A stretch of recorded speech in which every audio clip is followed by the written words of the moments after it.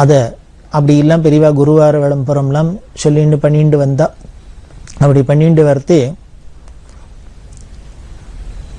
பிரதோஷ காலம்.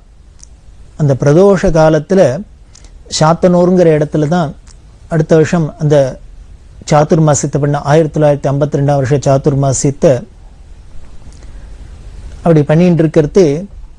இந்த சாத்தனூரில் பிரதோஷ காலத்தில்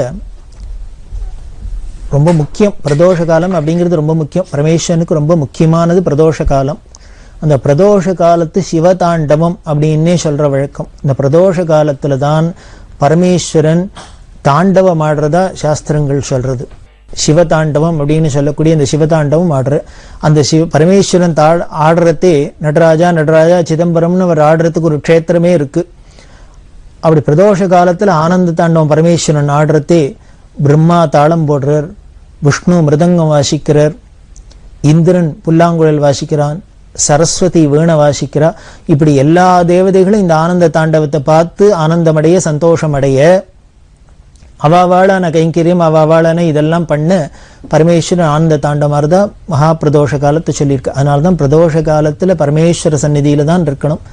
ரொம்ப சாஸ்திரம் தெரிஞ்சவா பிரதோஷ காலத்தில் சிவசந்நிதியை தவிர வேற எங்கேயும் இருக்க மாட்டா. இருக்கணுங்கிற அவசியம் இல்லை. காரணம் வேற எந்த தெய்வதைகளும் தங்களோட இடத்துல இல்லை. எல்லாருமே பரமேஸ்வர சந்நிதியில் இருக்கா. இந்த ஆனந்த தாண்டவத்தில் கலந்துக்க பார்க்க ஆனந்தத்தடைய. அப்படி எல்லாரும் ஒரு இடத்துல இருக்கிறதே நாமும் அந்த இடத்துக்கு போயிட்டோம்னா எல்லாரோட அனுகத்தையும் அடைஞ்சுடலாம் அப்படிங்கிற ஒரு நோக்கத்தில் தான் இந்த பிரதோஷ காலத்தில் சிவசந்நிதியில் இருக்கிறது அப்படின்னு ஒரு சம்பிரதாயம்.